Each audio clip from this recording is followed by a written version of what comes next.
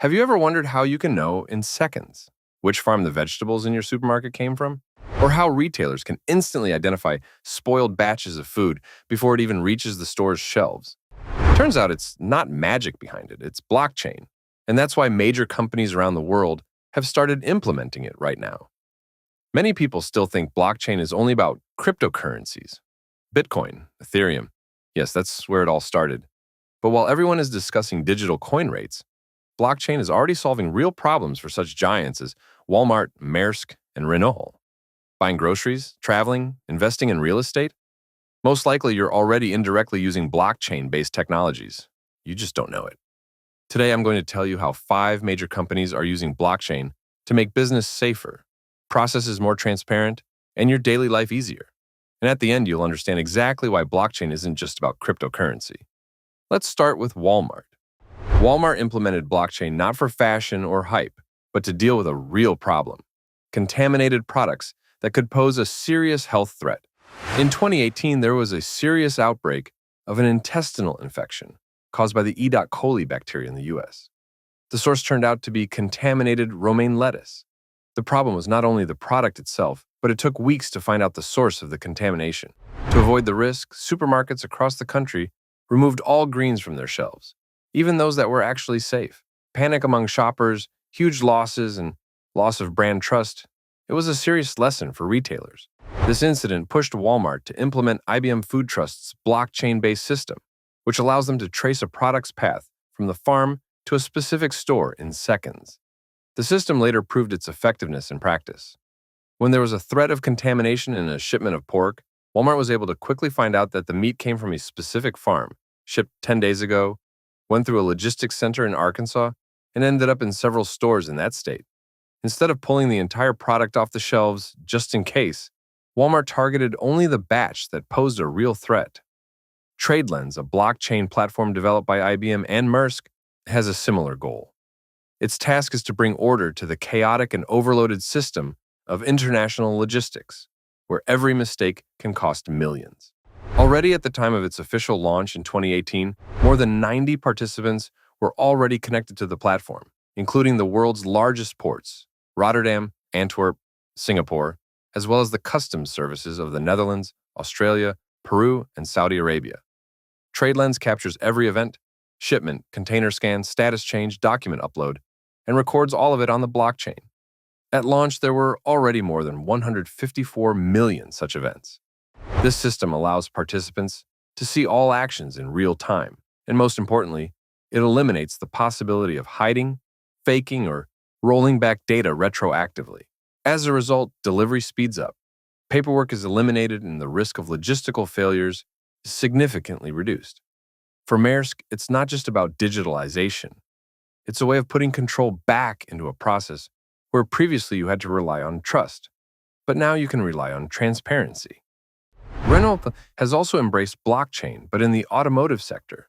And it's not just a theory. The system is working and bringing benefits. Now, the buyer can scan a QR code when he is buying a used car, which displays the full history of this car.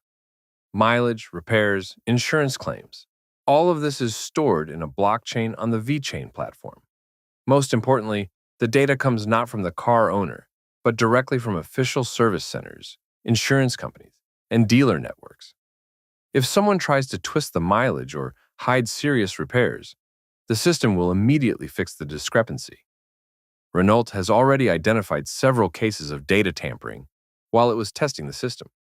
A similar approach is used in another sphere, in real estate. The Propy platform allows real estate deals to be conducted without falsifying documents and eliminating the risk of fraud. And this system is no longer just a theory. It actually works. The first real estate deal via blockchain in the United States took place in February 2018 in South Burlington, Vermont. All documents were completed online, and the blockchain recorded every action of the participants. Once the buyer confirmed payment, the smart contract automatically entered the buyer into the real estate owner's registry. No intermediaries, no paperwork, no risk of data tampering. These examples show that blockchain is not a marketing wrapper, but a working mechanism that is changing the way we approach data.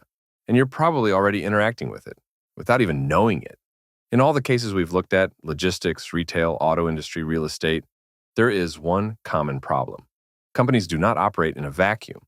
They have dozens of external partners, suppliers, contractors, logisticians, government agencies. And the more participants there are, the less trust there is. Everyone is responsible for his own part.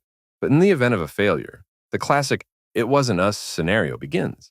Someone loses the goods, someone substitutes documents, someone corrects the date of shipment. The output is costs, reputational risks, and the search for the guilty party. Centralized bases do not solve this problem. They belong to one party, so the other participants are forced to believe that the data will not be cleaned up. But in reality, there is always a temptation to tweak the numbers in one's favor, and there's always the fear that you'll be the one who gets screwed. That's why companies that work with a large number of independent participants are choosing blockchain, not because it's trendy, but because it removes the main question: can the data be trusted at all? The data no longer belongs to a single company. Each participant is connected to a common database through its own node.